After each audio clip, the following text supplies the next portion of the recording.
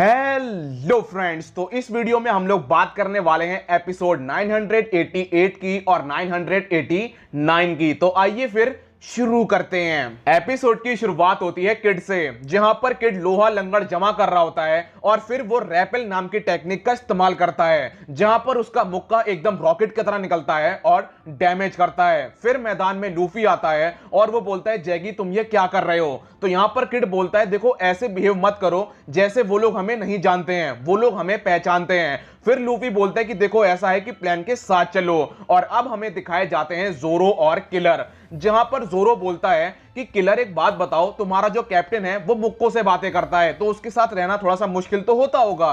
Killer बोलता है बिल्कुल नहीं, किड कमाल का है। तो यहां पर जोरो बोलता है कि मेरी हालत भी तुम्हारी जैसी है काफी हद तक। और इसके बाद ये दोनों मिलकर काइडो के सोल्जर्स को पीट देते हैं। इसके बाद हमें फिर दोबारा किड और लूफी दिखाए जाते हैं, जहां पर किड बोलता है, एक बात बताओ, कहीं ऐसा तो नहीं है कि तुम हमें बचाकर अपने आप को हीरो समझ रहे हो? तो यहां पर लूफी बोलता है बिल्कुल नहीं, मैं अपने आप को हीरो नहीं समझ रहा हूं। तो यहां पर किड बोलता है, भाई फिर ऐसा बिहेव क्यों कर रहा है? और लूफी फिर ऑर्डर दे रहा होता है कि देखो ऐसा है कि प्लान बेकार मत करो, प्लान के साथ चलो। तो यहां पर किलर बोलता है, क्या हमें इनकी बात सुननी चाहिए? किड बोलता है बिल्कुल नहीं, हम वही करेंगे जो करना चाहते हैं। इसके बाद हमें सांजी दिखाया जाता है, जो कि प्लेजर हॉल के सामने खड़ा होता है, लेकिन उदास खड़ा होता है क्योंकि उसे प्लेजर हॉल में कुछ नहीं मिलता है। तो यहां पर जो किनेमॉन होता है वो बोलता है कि अगर प्लेजर हॉल में औरतें नहीं थी तो इसका मतलब वहां पर आदमी भी नहीं होंगे, इसका मतलब हम लोग बहुत आराम से आगे बढ़ सकते हैं। तो ये लोग आगे बढ़ रहे होते हैं और किनेमॉन बोलता है कि हम लोग आगे तो बढ़ रहे हैं,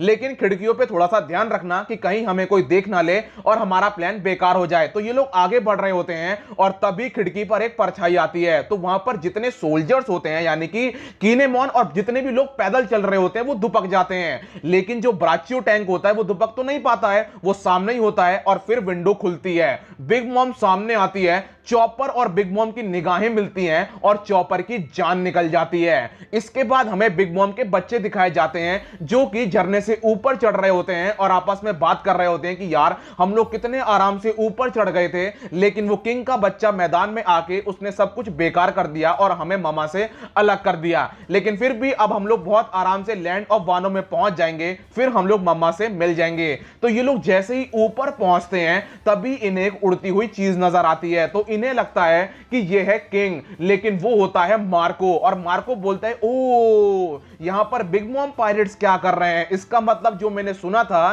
कि बिग मॉम पायरेट्स और एनिमल किंगडम पायरेट्स ने हाथ मिला लिया है, वो बिल्कुल सच था। तो यहां पर पैरो अपने साथियों से बोलता है कि मार्को के ऊपर हमला कर दो। तो कोई अपनी बंदूक से, कोई अपनी शॉट से मार्को के ऊपर हमला कर देता है, लेकिन मार्को बहुत आराम से उनके अटैक से बच जाता है और फिर वो अपना अटैक यूज करता है, जिसका नाम होता है फीनिक्स ब्रांड। और ये अटैक बहुत ही ज्यादा कमाल का होता है और मार्को बिग मॉम की शिप को फिर दोबारा झरने से नीचे गिरा देता है। जब बिग मॉम की शिप नीचे गिर रही होती है तो उसी के बगल में एक शिप ऊपर जा रही होती है और वो शिप होती है कैट वाइपर की। और वो बोलता है, भाई इतनी बड़ी शिप नीचे गिर रही है। तो यहां पर उसके साथ एक और बंदा होता है, वो बोलता है, ऊपर देखो मार्को द फीनिक्स है। तो यहां पर कैट वाइपर उसे देखकर बहुत ज्यादा खुश होता है। और इसके बाद हमें मार्को के बारे में दिखाया जाता है कि कैसे मरीन फोर्ड आर्क में उसने लूफी की मदद करी थी। इसके बाद हमें काइडो दिखाया जाता है, जो कि जाम पी रहा होता है और यहां पर जो ब्लैक मारिया होती है वो उसे जाम पिला रही होती है। काइडो बोलते हैं कि एक बात बताओ, मैंने तुम सबको मेरे बेटे को ढूंढने का टास्क दिया था, तो तुम उसके ऊपर काम क्यों नहीं कर रही हो? तो यहां पर ब्लैक मारिया बोलती कि सर आपने इतने सारों को यह काम दिया है कि वो सब बहुत हैं आपके बेटे को ढूंढने के लिए, मैं आपको जाम पिलाऊंगी, क्या आपको बुरा लग रहा है? काइडो बोलता है, ठीक है, अगर तुम जाम पिलाना चाहती हो तो पिलाओ फिर। यहां पर वो काइडो को जाम पिला रही होती है, ओरोची को जाम पिला रही होती है। ओरोची झूम रहा होता है, बहुत ज्यादा खुश होता है क्योंकि उसने आकाजाया के मेंबर्स को रोक दिया है। वो बोलता है कि 20 साल पहले ये अनाउंसमेंट हुआ था कि वो लोग आएंगे, वो लोग यहां पर आ रहे थे, लेकिन एंड टाइम पर कांजूरो ने मुझे पूरा प्लान बता दिया और मैंने उन्हें रोक दिया। 3 बैटलशिप भेजी और उन्होंने आकाजाया के मेंबर्स को पानी में ही डुबा दिया। तो वो झूम रहा होता है और पार्टी के मजे ले रहा होता है। इसके बाद काइडो बोलता है कि ये तुम्हारा स्पाई कौन है। तो यहां पर ओरोची उसे बता रहा होता है कि मेरा स्पाई बहुत ही ज्यादा कमाल का है। 20 साल पहले वो ओडिन के साथ जुड़ा, ओडिन के साथ रहा, जब ओडिन मर रहा होता है तब भी वो उसी के साथ था और ओडिन कभी भी नहीं पहचान पाया कि वो मेरा स्पाई है। तो यहां पर काइडो बोलता है कि भले ही तुम्हारा जो साथी है उसने भरोसा जीत लिया था ओडिन का, लेकिन ओडिन ने उसे कभी नहीं बताया कि वो जगह कहां पर है। तो यहां पर ओरोची बोलता है तुम किसके बारे में बात कर रहे हो। काइडो बोलता है कि मैं लाव टेल के बारे में बात कर रहा हूं, जहां पर pirate king gold D Roger पहुंचा था। इसके बाद हमें दिखाया जाता है कांजूरो, जो कि ओरोची की तरफ बढ़ रहा होता है और जो भी उसके रास्ते में आता है या फिर उसे रोकने की कोशिश करता है वो उसे मसल देता है और फिर कांजूरो पहुंच जाता है ओरोची के पास। तो यहां पर ओरोची बोलता है कि मेरा साथी आ गया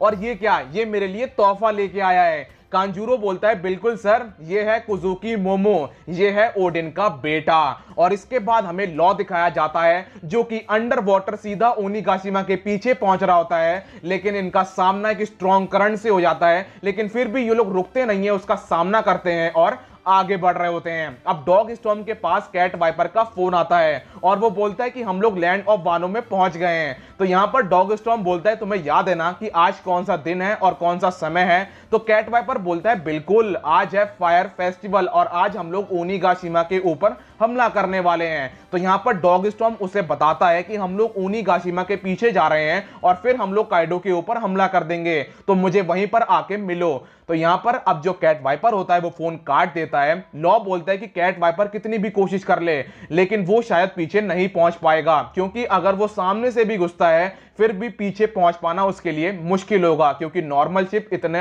आसानी से वहां पर नहीं पहुंच सकती है। और अब हमें लूफी और जोरो दिखाए जाते हैं, जहां पर ये दोनों ऐसी जगह पर पहुंच जाते हैं कि इनके सामने रास्ता नहीं होता है। तो लूफी बोलता है कि भाई रास्ता खत्म हो गया। तो यहां पर जोरो बोलता है रास्ता खत्म हो गया तो बना लेते हैं। वो अपनी एनमा बाहर निकालता है, उसके ऊपर आर्मामेंट हाकी की कोटिंग करता है और एक स्लैश रख देता है। इनके सामने रास्ता बन जाता है, लेकिन इनके सामने काइडो के सोल्जर्स होते हैं। तो यहां पर जोरो उन्हें पीटने लगता है और लूफी वहां से निकल जाता है। लूफी का सामना भी काइडो के सोल्जर्स से हो जाता है। तो यहां पर वो बोलता है कि बढ़िया है, यहां पर मैं अपनी रियो हाकी की प्रैक्टिस कर पाऊंगा। तो वहां पर वो अपनी रियो हाकी से कुछ बंदों को पीटता है और कुछ बंदे हवा से हमला कर देते हैं। तो यहां पर लूफी अपनी कॉन्करर हाकी का इस्तेमाल करता है और उन्हें नॉकआउट कर देता है। इसके बाद हमें बिग मॉम और चॉपर दिखाए जाते हैं, जहां पर चॉपर की हालत बहुत ज्यादा खराब होती है, लेकिन फिर उसे याद आता है कि बिग मॉम उसे नहीं पहचान पाएगी क्योंकि उसके कपड़े एकदम एनिमी के बंदों की तरह हैं। तो यहां पर चॉपर बिग मॉम को सैल्यूट मारता है और बोलता है कि मैं बस यहां पर चेक कर रहा हूं कि कहीं कोई बाहर से अंदर तो नहीं आया।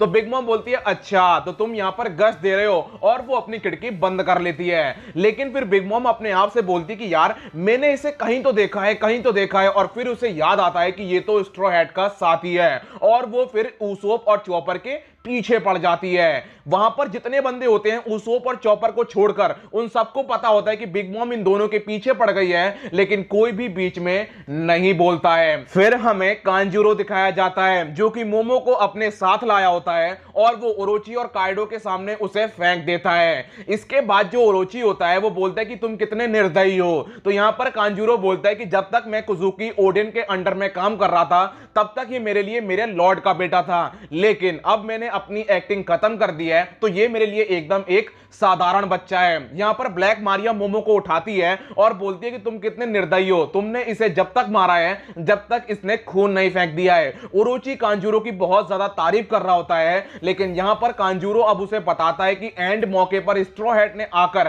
पूरे प्लान को बचा लिया और जो मैंने प्लानिंग करी थी वो पूरी तरीके से बर्बाद हो गई है। तो यहां पर ओरोची उसे मारने की धमकी दे रहा होता है, उसे मारना भी चाह रहा होता है, लेकिन फिर फुकोरो मैदान में आता है और बोलता है ओरोची सर आप घबराइए मत, यहां पर कोई भी नहीं आया है, मैंने कोई भी शिप नहीं देखी है तो हमें डरने की जरूरत नहीं है। लेकिन हां हमें यह जरूर बताया गया है कि लूफी, जोरो, किड और किलर को हम लोगों ने मैदान में देखा है, लेकिन आपको डरने की बिल्कुल जरूरत नहीं है क्योंकि यहां पर काइडो की पूरी फोर्स है, तो भी रोप्पो है, उसके मेन बंदे हैं, तो वो लोग हमारा कुछ नहीं बिगाड़ पाएंगे। लेकिन फिर भी ओरोची घबरा रहा होता है, वो मोमो को अपने पास ले लेता है और बोलता है कि एग्जीक्यूशन की तैयारी शुरू करो, अगर हमने मोमो को मार दिया तो सारा गेम ही खत्म हो जाएगा।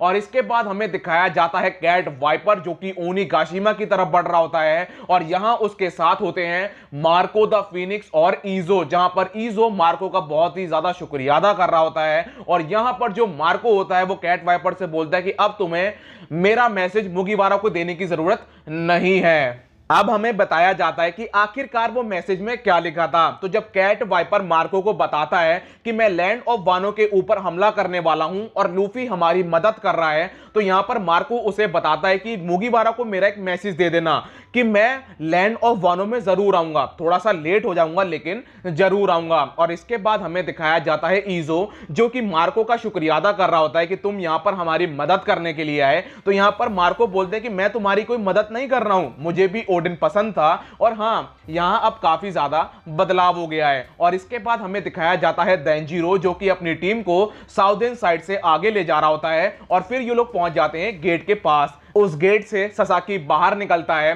तो देंजिरो अपनी टीम को रोक देता है और देंजिरो ससाकी के पास जाता है। तो यहां पर ससाकी बोलता है कि देंजिरो तुम यहां पर क्या कर रहे हो। तो यहां पर देंजिरो उसे बताता है कि मैं यहां पर चेक करने के लिए आया हूं कि सब कुछ ठीक तो है ना।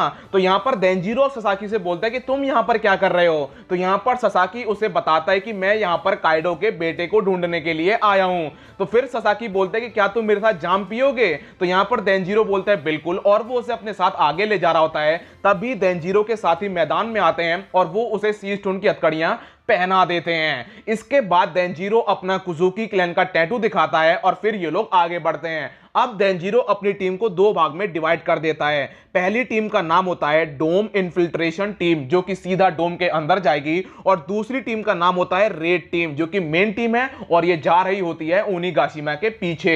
इसके बाद हमें चॉपर, उसोप और बिग मॉम दिखाए जाते हैं, जहां पर पहले चॉपर और उसोप बिग मॉम से छुप रहे होते हैं लेकिन अब ये दोनों उसका सामना करने के लिए तैयार हो जाते हैं। बिग मॉम और चॉपर के बीच में बैटल होती है जहां पर इन दोनों की बैटल काफी ज्यादा कमाल की होती है और अब बिग मॉम समझ जाती है कि ब्राचियो टैंक को रोकना कैसे है। वो सीधा टैंक के ऊपर आती है, उसके हाथ में एक रॉकेट होता है और वो रॉकेट फेंक के मारती है ब्राचियो टैंक के ऊपर, ये सोचकर कि ब्राचियो टैंक तबाह हो जाएगा। लेकिन टैंक तबाह नहीं होता है, वो हवा में उछलता है और यहां पर अब उसोप अपनी स्नाइपिंग का कमाल दिखाता है और वो बिग मॉम के ऊपर एक हमला कर देता है। सीधा टैंक के जो तोप होता है वो सीधा मुंह में धड़ाम, और इसके बाद जो चॉपर होता है वो हैंड ग्रेनेड बाहर निकालता है और सीधा बिग मॉम के मुंह के अंदर फेंक देता है। इन दोनों को लगता है कि हम दोनों ने मिलकर बिग मॉम को रोक दिया है, लेकिन बिग मॉम इन दोनों के फिर दोबारा पीछे पड़ जाती है। इसके बाद हमें किनेमॉन लोग दिखाए जाते हैं जो देखते हैं कि चॉपर और उसोप अपना बलिदान दे रहे हैं बिग मॉम को रोकने के लिए, तो यही मौका है इनके पास इन्हें आगे बढ़ने का। तो ये लोग अब आगे बढ़ना शुरू हो जाते हैं। इसके बाद हमें नामी लोग दिखाए जाते हैं जो बोल रहे होते हैं कि यार इतनी ज्यादा गर्मी कैसे है, और फिर जब ये लोग पीछे मुड़ के देखते हैं तो इनके पीछे होता है बिग मॉम का सन और इनकी हालत खराब हो जाती है। फिर हमें दिखाया जाता है लूफी जो कि अपनी रेव हाकी की प्रैक्टिस कर रहा होता है और अब इसके पास आ जाते हैं उल्टी और पेज 1। यहीं पर एपिसोड खत्म हो जाता है। मिलता हूं अगली वीडियो में, जब तक के लिए अपना ख्याल रखिए, कोरोना से सावधान, गुड बाय।